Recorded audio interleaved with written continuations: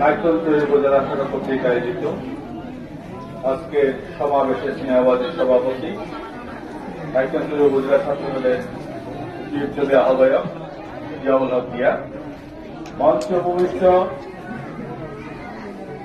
আমার দুঃসময়ের সাথী নাইকগঞ্জ উপজেলা বিএনপির বিপ্লবী সভাপতি আরিফুল্লাহ চন্টু এবং আমার আরেক সহযোদ্ধা নাইকগঞ্জ উপজেলা বিএনপির বিপ্লবী সাধারণ সম্পাদক আব্দুল আলিম বাহাদুর, আমার সহযোদ্ধা নাইকগঞ্জ উপজেলা যুবদলের সংগ্রামী আহ্বায়ক আবু সুফিয়ান চৌধুরী, সংগ্রামী সদস্য সচিব আবু কায়সার,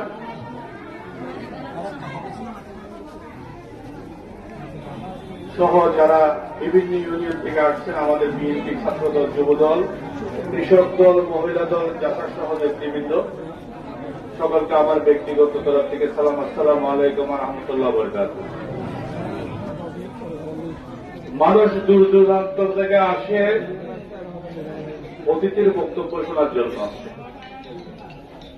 কিন্তু বাজি ব্যতীত পঞ্চাশ যুগ মিতল দিয়ে পইয়া বড় থাকে তিনি যদি শুরু থাকে তো বুঝি নজন এখন বাজার 5:25 হতাহত থেকে তো 10 মিনিট। আর তো নামাজের দল, এটা তো বেনামাজির দল নয়। মানুষের নামাজ, ব্যবসা প্রতিষ্ঠান বন্ধ করি তো বক্তৃতা দ্বারা হাত বিএনপি নয়। যারা অনুষ্ঠান আয়োজন করে তারা তো একটু চিন্তা ভাবনা করলে ভালো। বন্ধুবত্তর, বাইশারিত্তর, সোনাইছড়ি, দোসরি দূর দূরান্ত মানুষজন এসে দিয়ে হওয়ার কথা হয়ে তারা বলি